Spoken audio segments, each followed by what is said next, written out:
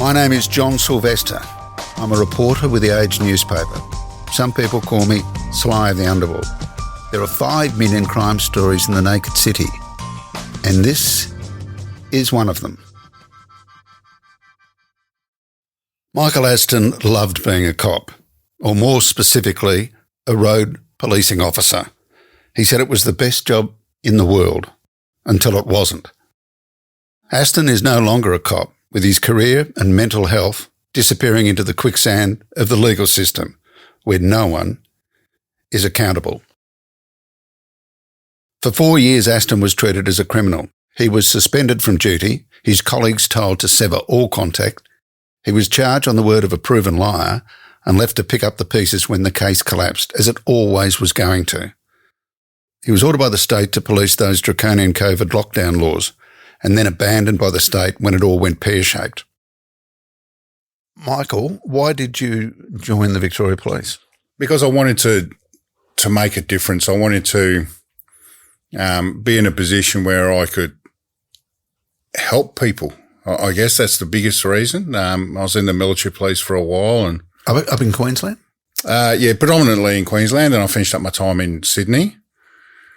And doing that role, it was purely enforcement in the military, and there just wasn't that capacity to be able to help people more than just an enforcement role. So I left the military and joined Victoria Police. And your wife Tina, were you in the military police as well? I was, yes. That's where we met. Yeah, but you're a Victorian girl? Yes, I am. So Born that and bred. was one of the reasons to come back? Yes, it was after we had kids, to come back down to the family and sort of be near everybody, I suppose. And you'd had, Michael, you'd had sufficient time in the army that you were coming to the point of you either stay or get a new career. Yeah, that's right. I was at the 10-year mark, so we decided that the 10-year mark was going to be stay on for 25 or get out and start something new. And we just had our first child. Second child.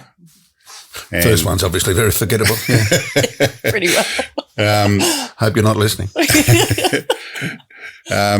So, yeah, it was a case of I wanted to be there for all the milestones in the kids' lives, and there wasn't that sort of chance in the military. He was getting ready to be posted to Darwin, and that meant a lot of time out bush away. He didn't want to miss the kids growing up. So it was make a change.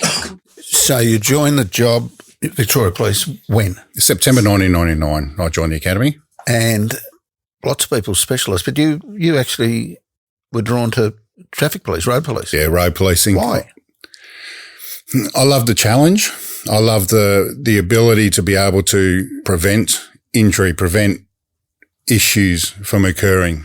As road policing, you're seen as somebody that's predominantly an enforcement role, but I was drawn to if someone's not wearing their seatbelt, of getting them to wear their seatbelt so that they don't drive 100 metres down the road and hit someone and end up seriously injured or die. So for me, road policing was all about a preventative policing model. So you'd been in the job how long when COVID struck, roughly? 20 years. So most of that's in road policing? Yes, general duties and road policing. Okay, yeah. So we get to 2020. COVID, lockdown. Where are you stationed and what's your rank? I'm the officer in charge of Maroondah Highway Patrol, working out of the Knox Police Station, and I was a sergeant. I've been a sergeant for 8 years, 7-8 years at that stage. Okay, well, COVID strikes, we've got lockdowns, so I would have thought policing, particularly road policing, would be pretty easy because there's a curfew. It was. Our office was predominantly tasked for the roadblocks that were contained around the Ring of Steel. And because we were adjacent to the Yarra Ranges, Knox, Yarra Ranges and Maroondah Highway Patrol were tasked to the Coldstream roadblock. And that was a 24 hours a day, 7 days of responsibility. Effectively, road policing stopped. And there was obviously a reduced capacity for road usage at that time. But as a task in Victoria Police, our road policing duty stopped and we were tasked solely for the roadblock at the Coldstream area. August 4, I think it's the second day of COVID lockdown. What shift were you doing? What were your duties that day? It was the second day of the full COVID restrictions with a curfew. The restrictions had been on prior to that. So this is... it'd been a few weeks of restrictions. Was it 8 p.m? What was the curfew? Yeah, it was 8 p.m. 8 p.m. till 7, I think. I might be wrong. And but it was 5 definitely kilometres. You weren't allowed. Correct, and you had to be in possession of a permit, so to speak, from your employer. It was only certain employment categories that were able to be out and about at that stage. So that night, where were you going?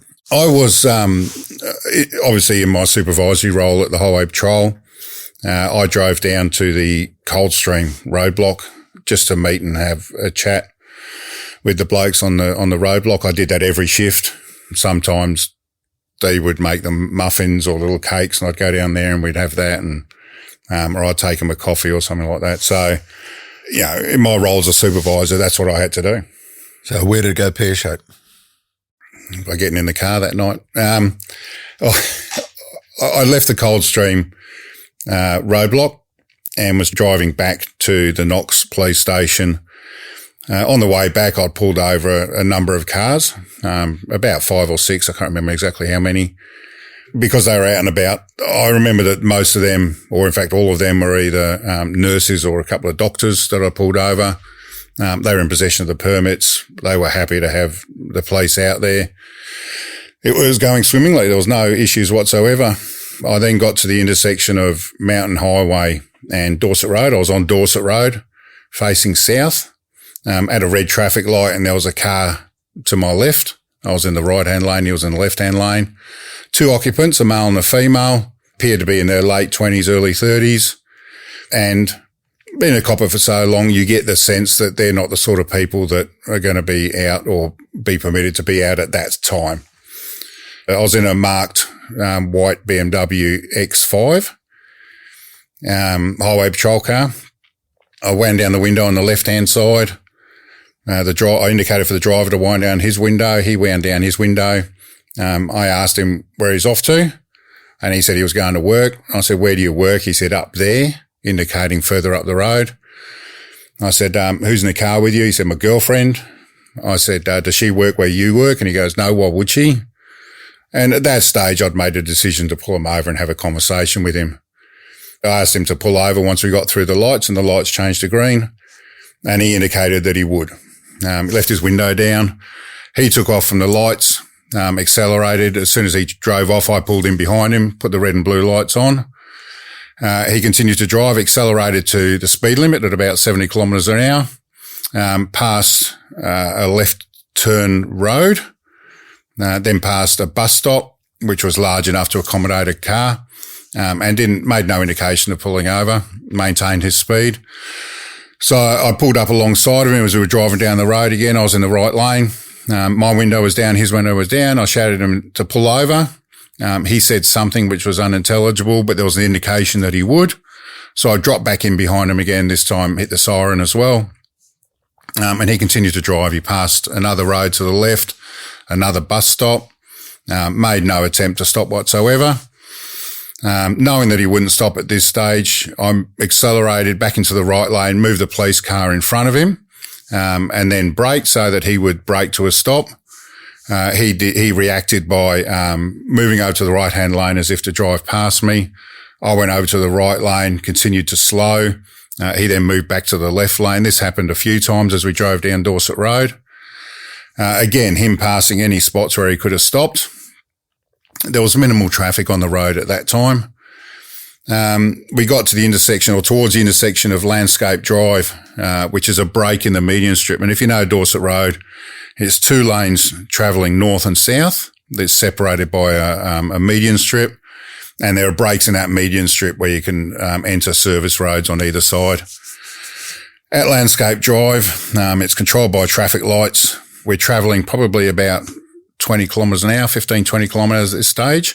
He's moved into the left lane. I've moved into the left. He's gone to go around to the right. But as he's gone to the right, there's been an indication that he's going to go onto the wrong side of the road. It wasn't like he was just moving to the right-hand lane. So I thought, no, he's not going to get on the wrong side of the median strip because then different things can occur, and I didn't want that to happen. So I stopped in the middle of the intersection, and he had to stop directly behind me. There was nowhere else for him to go. I got out of the police car. He was directly facing me as I got out of the police car. He was about maybe a car length and a half behind the car, behind the police car. I drew my issue firearm, pointed it at him. Why'd you do that? I thought he was going to drive forward and into me. The vehicle was revving. I now know that on the CCTV from the area that we got that I got served with, he'd actually reversed to try and get away, but there was a taxi coming in behind him, so he couldn't reverse.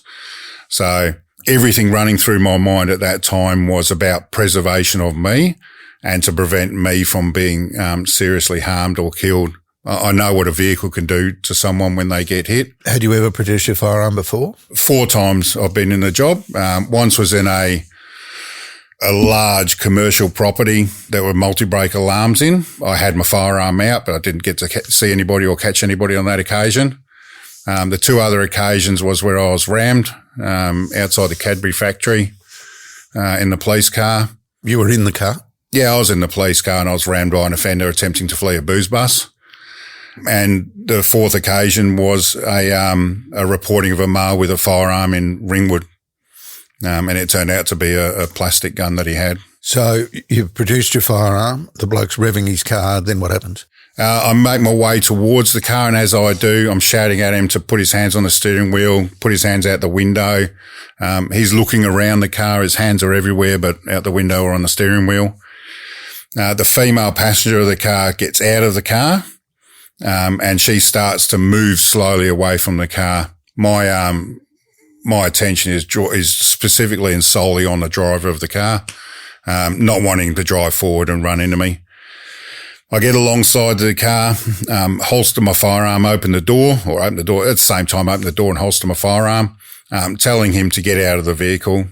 He's refusing to get out of the vehicle. He's just saying, no, I won't get out. I'm not getting out.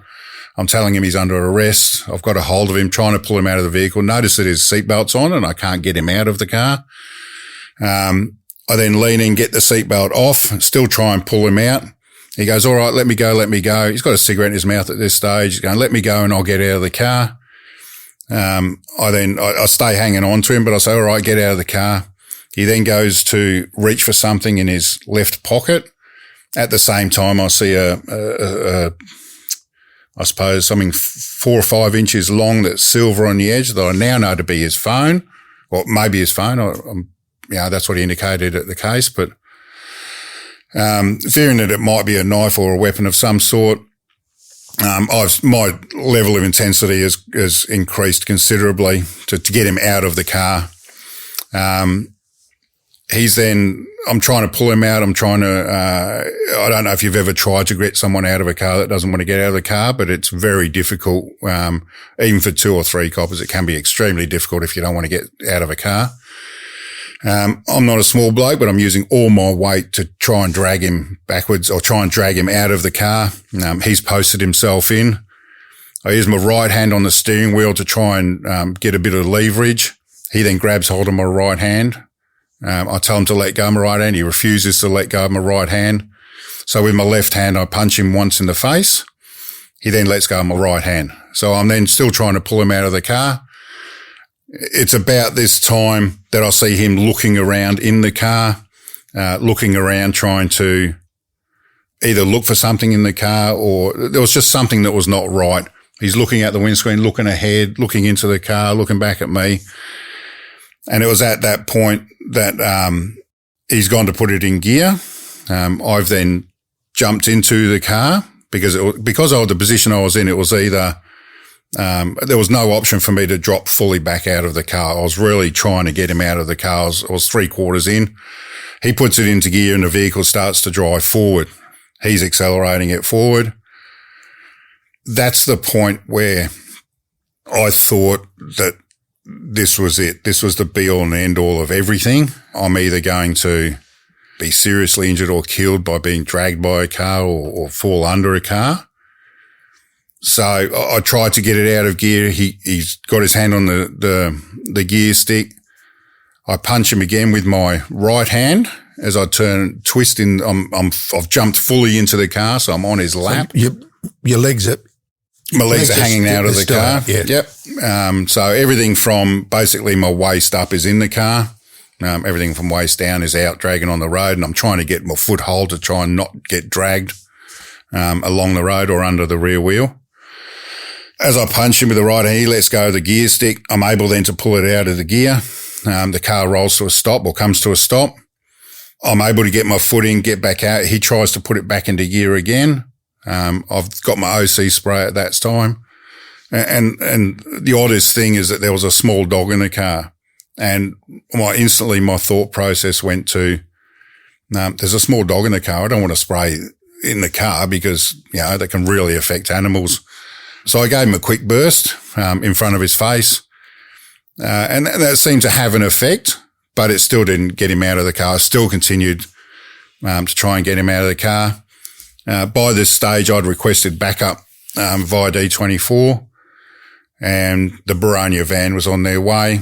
I've heard the sirens coming, which is probably the best sound you could ever hear when you're a police officer in a bit of strife. The two members on the van have arrived at the same time as an off-duty member coming out of the Boronia watch house has arrived, because he saw the van fly past, and he thought, I'm going home that way. So he got out, and the four of us were able to get the offender out of the car. We placed him on the ground. He was still resisting, still trying to get away, still screaming at us, no, I'm not going to comply. Get handcuffs on him, move him off to the side of the road.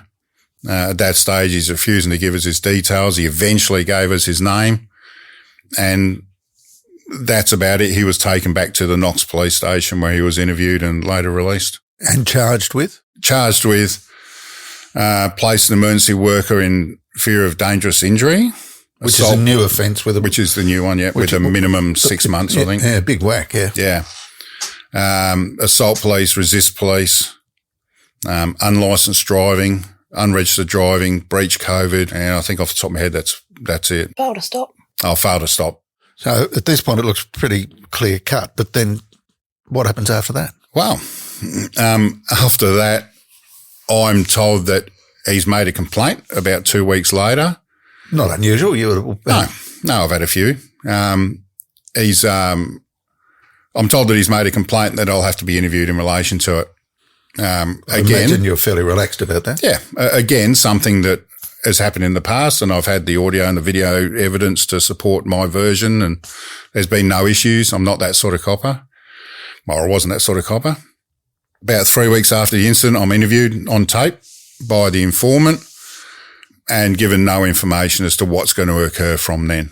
I read out my statement that I provided for the informant against the offender, and I read that out on the interview disc. I was then asked a number of other questions in relation to the incident. I was fully cooperative, nothing held back. And then 364 days later, I was charged with assaulting the offender, assault with a weapon, being my police issue firearm, on him and the passenger in the car.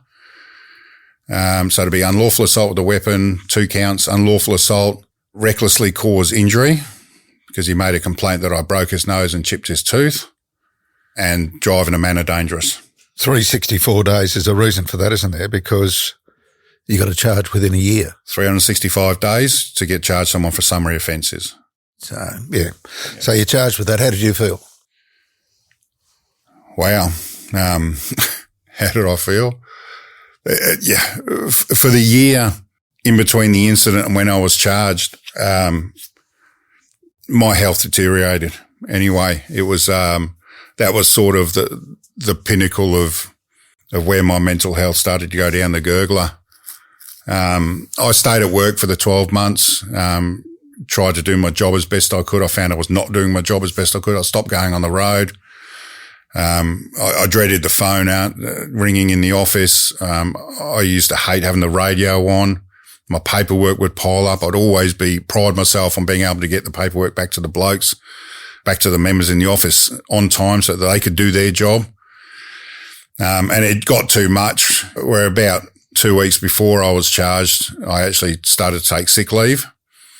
And then while I was on sick leave, I was charged. And that was, for me, it was a time when my stomach fell through my ass. It was, what have I done for this to happen? Dee, what sort of changes did you see in Michael? Leading up to the 364 days, he would go to work and then half an hour later come home. And I said, "What are you doing home?" He goes, "I can't go. I can't go to work." And it just, the man that used to be so confident and strong and love his job just started to disappear. There were nightmares? Nightmares, yelling out in the middle of the night, pull over. I get a punch in the back of the head. And I still do. I've got to say to him, face the other way when you go to sleep, because his arms and legs are still, thrashing out. And I mean, it's better now than what it was. But during that time, it was terrifying just to see him disappear. It was just, heartbreaking. So you turned into a bit of a sleuth on this particular case because you wanted to know a little bit about the person who made the complaint. What did you find? I went onto Facebook and found his Facebook profile and was absolutely shocked. We're taking a short break. So eat your Easter eggs, but remember to floss afterwards and leave a review for us on Apple or Spotify. Like this one from Sarah Montague 65, who says, "Sly, you rock a mean podcast. Who needs a full head of hair when you're as good at this stuff as you are?" Very true, Sarah. One listener left a lovely review, but then asked for a signed copy of one of my books. The answer is no. So he was one of these sovereign citizens. Yes, he was. Didn't acknowledge the police. No, hated the police. And I found posts saying that the police, he hates them. I'm not going to swear, but, F the police and do everything we can to uprise against them and fight the police, and, a post on a policeman getting run over and, eat shit dog cop. Oh, yeah, I found that fascinating when you showed me it, because it sort of was a bit of a replica of the actual incident. Yes. With Michael, and there he is crowing. And what really got to me was that this person was he was a danger to all police. If Michael hadn't have done what he did that night to save his own life, it would have been a different scenario. I would have, been at my husband's funeral, not at his court case. So he's got all these charges against him, Michael, and they downgrade them or let him plead? His charges, yeah. Yeah, I heard on the police grapevine that some of his charges were to be withdrawn, and I contacted the informant for him, who I knew pretty well, and asked him, and he said, I haven't heard anything about it. I'll get back to you and I'll find out. He got back to me and said, yeah, they're dropping the majority of his charges. We contacted, or Dina predominantly contacted Victoria Police and police prosecutions, and got differing answers via email from by superintendent at police prosecutions. One of them was there was insufficient evidence. Another one was it was not in the public's interest to pursue. He had a good self-defence. He had a strong self-defence against my use of force, which is bizarre because it's all on body-worn camera. It's all there's CCTV. There's multiple police evidence. So your body-worn camera? My body-worn camera, for some reason, turned off about a minute into the interaction. So you're talking about the members in the members vans. who arrived, yeah. So there is some footage. Oh, absolutely, yeah. Righto. So and there's footage even prior to my video turning off. There is still footage that support the charges. And there's independent CCTV from and there's independent CCTV. Okay. Yeah. So one of the things he claimed was that you broke his nose and chipped his tooth. Yes. What sort of medical evidence was there to support that? None. When I got the brief of evidence, effectively what the police informant against me, the inspector, had done was he'd asked the offender to take some photographs himself and send them to him. And this was a number of weeks after the incident. And that was the evidence that they used at my trial in relation to proving an injury. They didn't use the attendance photos, which is the photos that they take of the offender on the night of his arrest. They used photos that were some weeks old.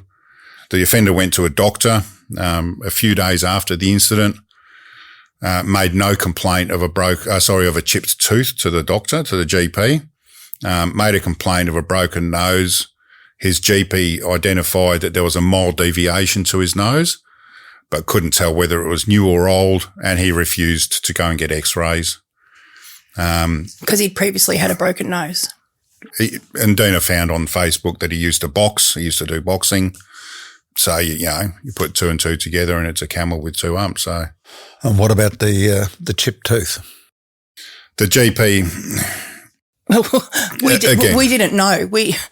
On the day before Michael's case went to the magistrate's court, we got paperwork saying that she'd examined his tooth. And so effectively, with the brief of evidence, I got a one-page statement from the GP.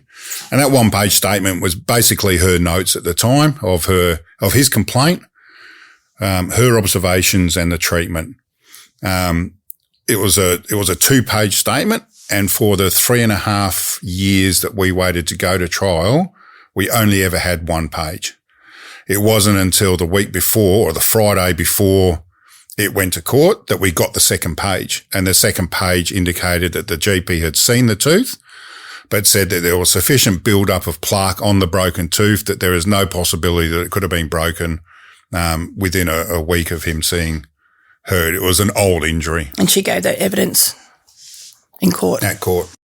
Okay, so you've got a sovereign citizen, you've got a person with posts that say they hate police, you've got the body-worn of the van, and you've got medical evidence which clearly disputes the complainant's version of events. So how'd the trial go, which was at the magistrate's court, yeah? Magistrate's court. Because I was charged, the recklessly caused injury was an indictable offence, and that was in relation to the chipped tooth and the broken nose. I wanted to go to trial. We both wanted it to go to trial before a jury.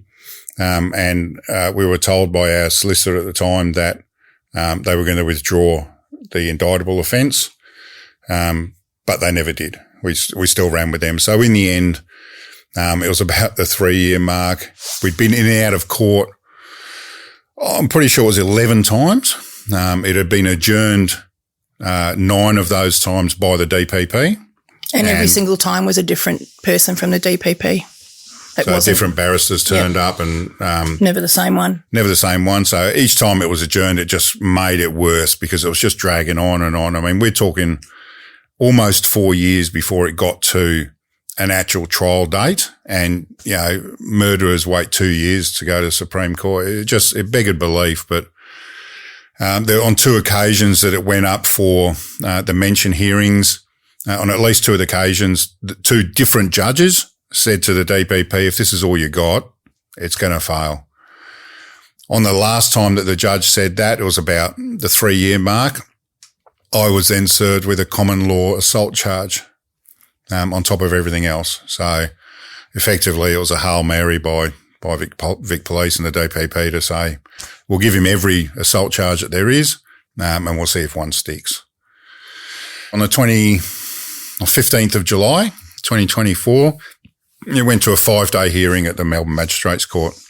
The offender, although I'm the offender on this occasion, the offender on the night was in the witness box for a day. The doctor was by video link. She was there for probably an hour on video. Victoria Police provided 2 witnesses that A, weren't at the scene, and B, had no knowledge of the information in regards to the incident. One was from the Operational Skills and Tactic Training Centre at the Police Academy, and he gave evidence as to whether or not I should have drawn my firearm. And the second police witness was the officer in charge of the police driving school, who gave evidence that I was never taught to get in front of a vehicle to intercept them. Don't forget, though, that they were never shown any video footage They weren't shown the body cam footage. They weren't shown any of the CCT footage. They just made assumptions on what they were told. Well, from a lay point of view, it would appear the two witnesses at worst are saying you're guilty of an error of judgment. Not at worst, correct. Yeah, okay. Yeah, a policy. So the complainant jumps in the box and your lawyer has a chance to have a nibble, and I imagine brought up these Facebook posts, which wouldn't have been under his real name. So I'll get Dina to explain what the courtroom was like then. Our barrister did an absolute stellar job. He was like amazing. Probably halfway through the questioning of the complainant, he asked him whether he had a Facebook page. He said, it's this name, isn't it? And it's got this picture on it. And the complainant says, yes, that's correct. That's my Facebook page. And then he asked him about a post he made of a police officer being run over.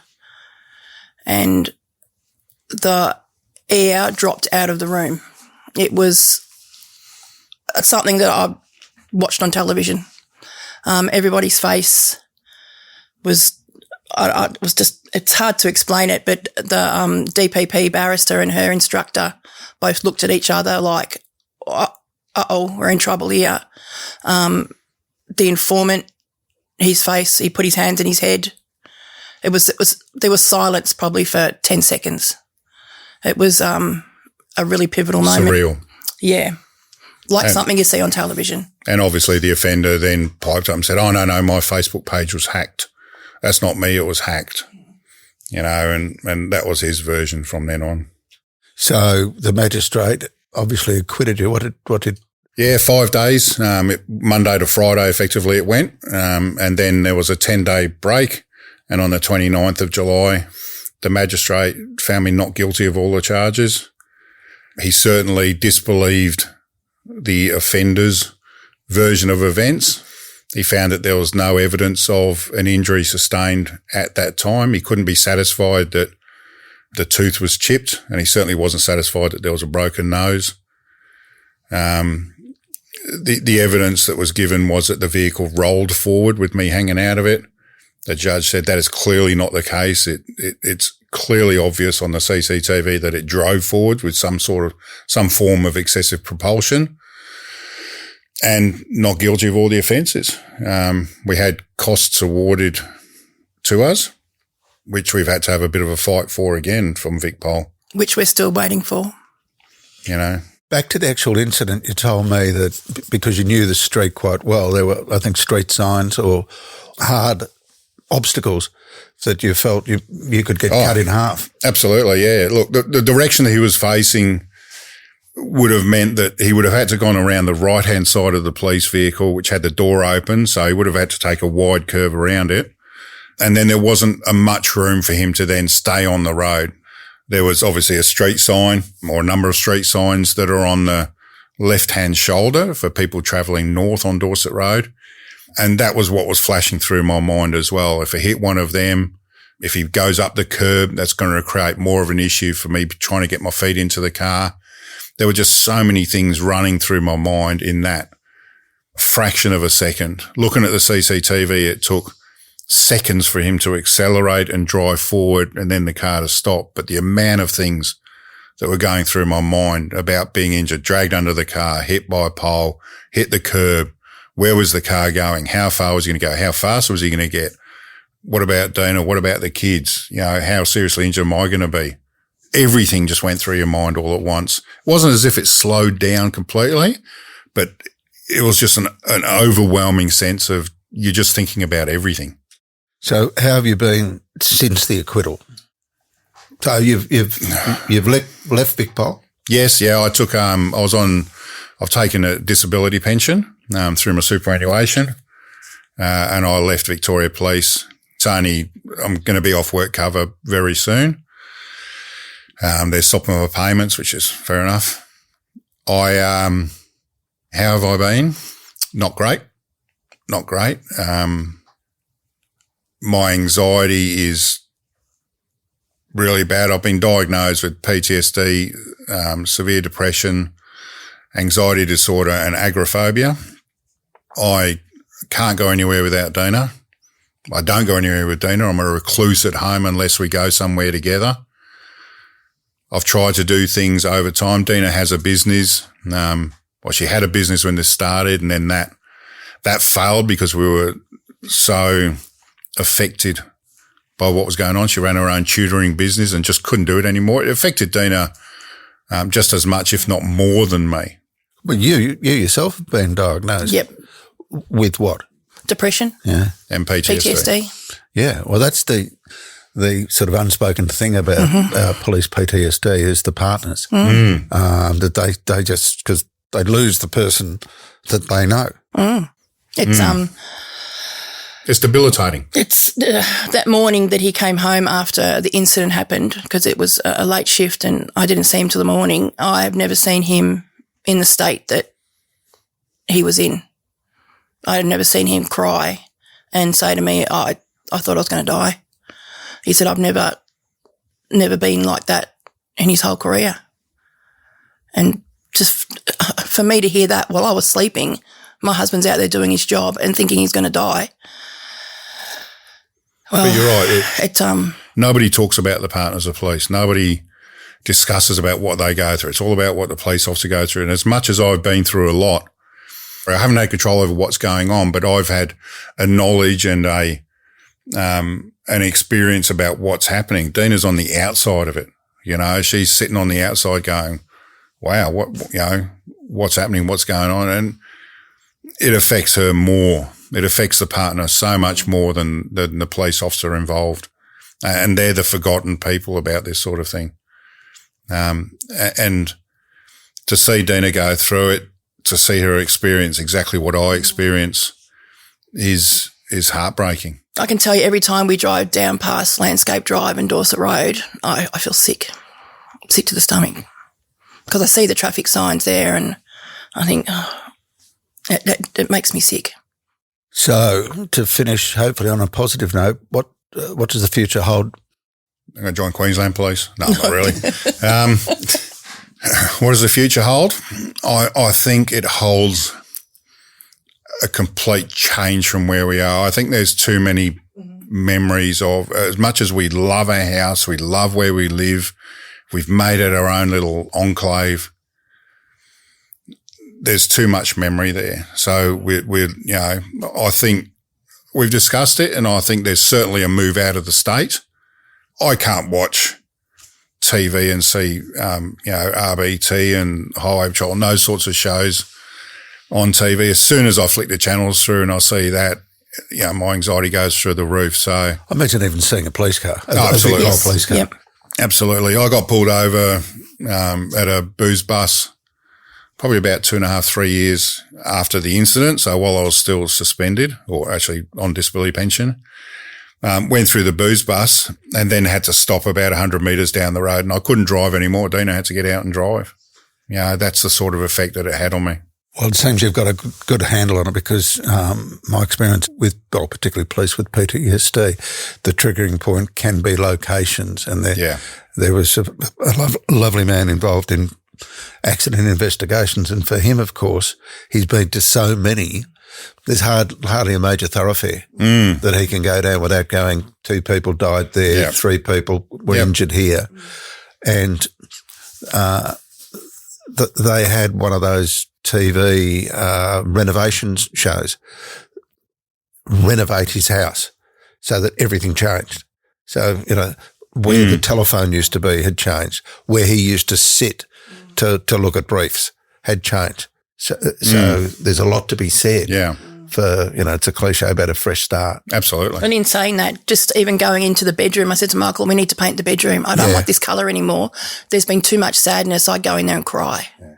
I don't want this colour anymore. I want to change it, because it just reminds me of sadness and, watching my husband disappear, and there's just too much in there. It's life-changing. Well, it is. It's changed our life. We have no trust for anybody at all. Our trust of the system is gone. Our trust of of everybody and taking people on face value is really disappeared. And that's part of the agoraphobia and the PTSD that I experience, and certainly that Dina experiences, where, having a chat with you over the past week, ever since you contacted us, we've been toing and froing. Oh, is it going to be okay? What does he want it for? What are we going to do? What's it? And it just bounces off your head. Last night. Well, I'm going to sell it to the KGB. Yeah. Okay. Last night I had bugger all sleep. I took 2 diazepams to come here today. I'm still as nervous as buggery. I've still got anxiety. And that won't stop until I get home, I don't think. Well, it's done. And the first thing to say, or last thing to say, is you've got a plan. Yes. Hopefully when I ring you, Yep. I'll be hearing, emus or something in the background that you're somewhere. Yeah, I don't know if we're that soon, but When you've got a passion for though. farm or, Yeah. But it has one positive is we've become closer. Yeah, you look really close. Yep. The very Yeah. first time I met you in that pub, Yep. you were holding hands. Yep. So you were either very close or having an affair. Because nobody goes into a suburban pub with accommodation holding hands unless it's with their secretary. Crikey. I'm not his secretary. I think I'm his carer. More than his secretary. Yes, well, Yeah, we've been married too long for not to be my carer. Don't worry about that. some of those rooms, people would have been wearing nurses' uniforms, but nothing that way. Yeah. We're Great too to old for talk. that. Oh, you're never too old.